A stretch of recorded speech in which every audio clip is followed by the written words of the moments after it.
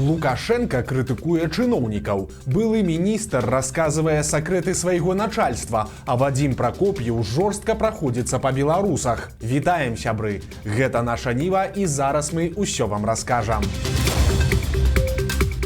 Уладзімір Каранік паразважаў пра бессмяротную душу і раскрыў сакрэт лячэння Лукашэнкі. Былы міністр аховы здароўя і дзейны кіраўнік Гродзенскай вобласці стаў новым героем перадачы 100 пытанняў даросламу на БТ, у якой дзеці распытваюць розных вядомых герояў. Падлеткам Каранік расказаў, што ніколі не думаў, што стане вялікім начальнікам, а прызначэнне міністрам увогуле было для яго вельмі нечаканым і нават дзіўным. Але па словах чыноўніка, меркавання дзяржслужбоўцаў у Беларусі асабліва ніхто не пытае. Лукашенко прызначыў, таму ідзеш і працуеш. Таксама мяркуючы па ўсім, Уладзімір Каранік добра усведамляе сваю адмоўную ролю ў гісторыі Беларусі і хвалюецца за тое, што добрага зроблена ім нашмат менш за кепскае. А если бы у вас была возможность встретиться с Богом, что бы вы у него спросили?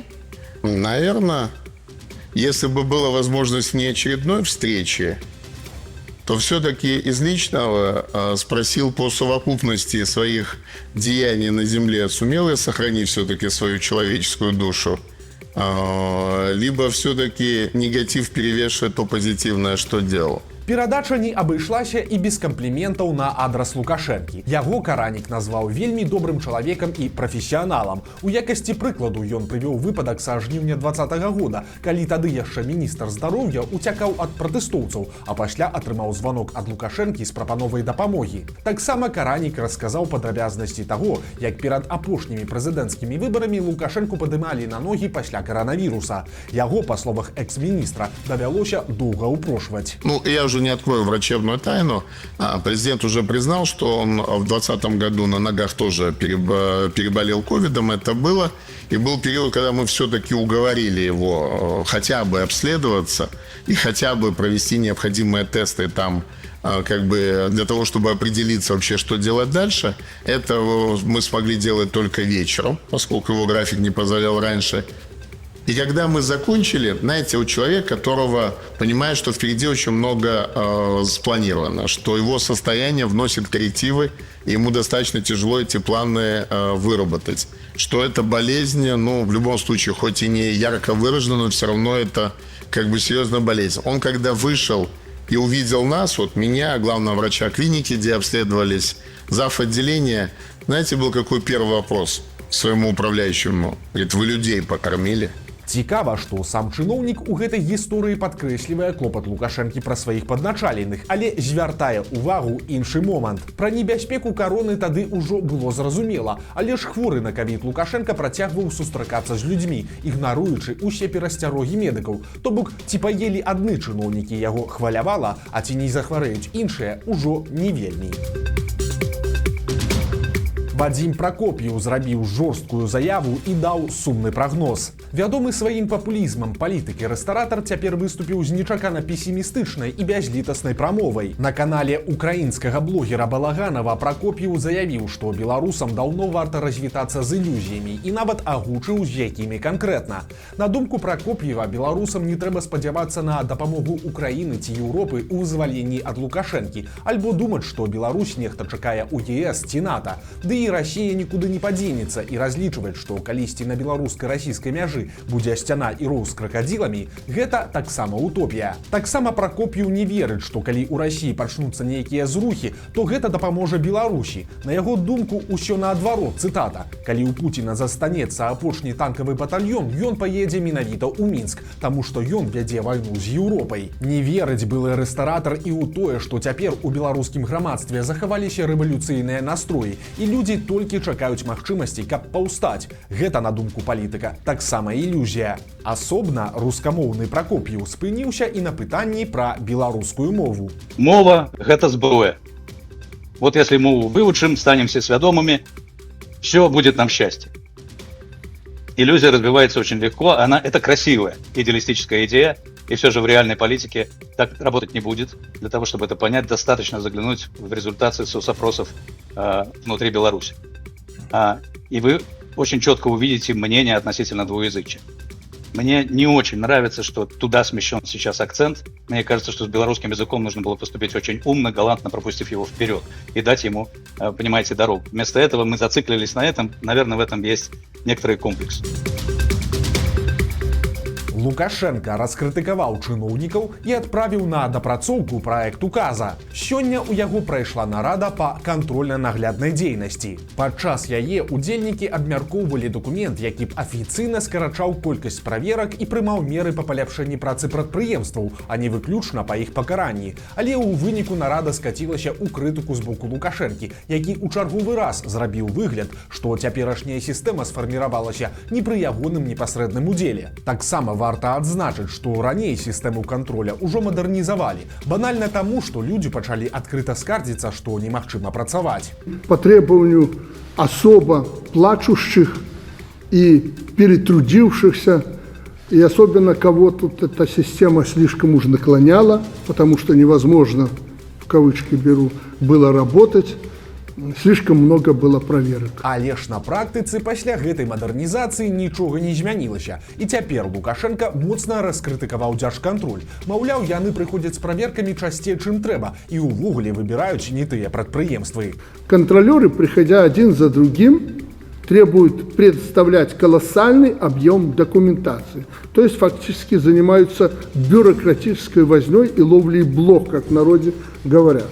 Лукашенко таксама паскардзіўся, што часам яму даводзіцца асабіста ўмешвацца і разруліваць сітуацыю з гэтымі праверкамі. Урэшце праект указа, які абмяркоўвалі на нарадзе, быў адпраўлены на дапрацоўку, а ўраду з губернатарамі далі час да жніўня. Нягледзячы на тое, што Лукашенко падкрэслівае, што на арганізацыі не павінна быць ніякага ціску, наглядныя органы ў Беларусі даўно ператварыліся ў карныя. Калі трэба кагосьці закрыць ці пакараць, пажарная інспекцыя, падатковая ці дзяржкантроль абавязкова знойдуць за што. А пасля 2020 года караць сталі і па палітычных прычынах. Таму сітуацыя нагадвае замкнёнае кола. Цяпер Лукашенко крытыкуе за тое, што праверак зашмат, а праз год, магчыма, будзе распінаць падначаленых, што праверак ужо недастаткова. Прапаганда показала, як у актывістаў замежжа забіраюць нерухомасць у Беларусі, але рыторыка раптам змянілася. На мінулым тыдні мы расказвалі пра крымінальную справу, заведзеную супраць 104 беларусаў, якія жывуць за мяжою. Следчы камітэт абвінаваціў іх ва ўдзеле ў акцыях, прысвечаных Дню волі, і паабяцаў забраць у фігурантаў дамы і кватэры. І цяпер у эфіры АНТ паказалі, як гэта адбываецца. Ігар Тур расказаў пра арышты кватэры дачкі Паўла Латушкі Яны, гісторыка Віктара Якубова, журналіста Змітра Казакевіча, актывіста Дмітрыя Бандарэнкі і іншых. Супрацоўнікі КДБ высялялі жытла арендатараў і сваякоў, пасля чаго апячатвалі і заварвалі дзверы. У сюжэце Тур неаднаразова падкрэсліў, што арышт нерухомасці для далейшага продажу – гэта кампенсацыя за санкцыі супраць Беларусі, да якіх нібыта заклікалі фігуранты справы. Падобна, што першапачатковая версія са святочнымі акцыямі аказалася недастаткова пераканаўчай, і гледачу прапанавалі больш сур'ёзную пра шматмільённыя страты і шкоду эканоміцы Беларусі. Але і тут атрымліваецца непаслядоўна, бо доўгі час прапаганда і лукашэнкаўскія эксперты сцвярджалі, што санкцыі робяць слабейшымі толькі тых, хто іх уводзіць, а Беларусь, наадварот, стала толькі мацней. Акрамя таго, Тур анансаваў новыя крымінальныя справы, і яны не прымусілі сябе доўга чакаць. Сёння следчы камітэт заявіў, што завёў справы супраць 257 кандыдатаў у каардынацыйную раду. Іх вінавацяць у стварэнні экстрэміскага фарміравання і садзейнічанні экстрэміскай дзейнасці. Тут алгарытм усё той жа. У іх таксама абяцаюць адабраць кватэры і дамы. Мінск накрыла магутная залева, затапіла некаторыя вуліцы, метро і гандлёвыя цэнтры. На панядзелак і аўторак сіноптыкі абвясцілі аранжавы ўзровень небяспекі. Учора гэта ў прамым сэнсе вылілася на вуліцы сталіцы моцным дажджом з навальніцай. Вось так учора ўвечары выглядала Няміга. А гэта ўжо вуліца Карла Маркса, якая ледзь не ператварылася ў Венецыю. За разгулу стыхіі спыніўся рух на некаторых аўтобусных і тралейбусных маршрутах. Таксама аказалася падтопленай станцыя метро плошча Леніна. А вось найбольш пацярпеў ад залевы затоплены гандлёвы цэнтр Галілея, а ў рэстаране Васількі нават абвалілася столь.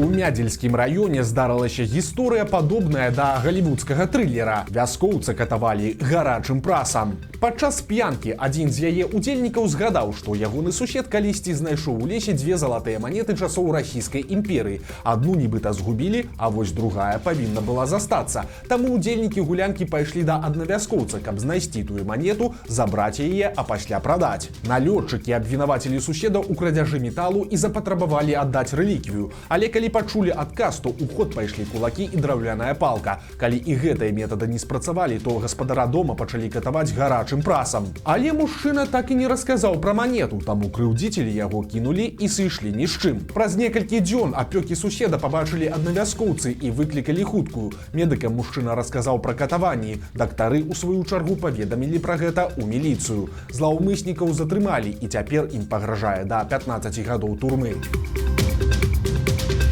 Палітзняволеную Паліну Шарэнда-Панасюк не выпусцілі на волю. На яе завялі чарговую крымінальную справу. Грамадская актывістка з Брэста і маці 2 дзяцей сёння павінна была выйсці на волю з калоніі ў Рэчыцкім раёне пасля амаль 3,5 гадоў зняволення. Але жанчыну этапавалі ў гомельскі СІЗА, дзе яе затрымалі яшчэ на 3 сутак. Сёння ж ёй прад'явілі новае абвінавачванне. Нагадаем, што Паліна Шарэнда-Панасюк знаходзіцца за кратамі са студзеня 21 года. У чэрвені таго ж года яе асудзілі на 2 гады калоніі за гвалт у дачыненні да міліцыянта, абразы Лукашэнкі і прадстаўніка ўлады. Але пазней ёй двойчы дадалі па 1 годзе за нібыта злоснае непадпарадкаванне адміністрацыі калоніі. Цяпер яе будуць ізноў судзіць па гэтым жа артыкуле. Беларускіх чыноўнікаў забаўлялі першабытныя людзі. У Калінкавіцкім раёне прайшла выязная сесія гомельскага абласнога савета дэпутатаў. Асноўнай тэмай мерапрыемства была рэалізацыя турыстычнай праграмы. Спачатку чыноўнікаў прывезлі ў аграгарадок Юравічы, які вядомы знойдзенай там стаянкай першабытнага чалавека. Ну і каб госці прасякнуліся атмасферай гістарычнага месца, супрацоўнікі сферы культуры разыгралі сцэнку жыцця іх прашчураў. Яны бегалі ў скурах, угукалі і не маглі схаваць усмешак.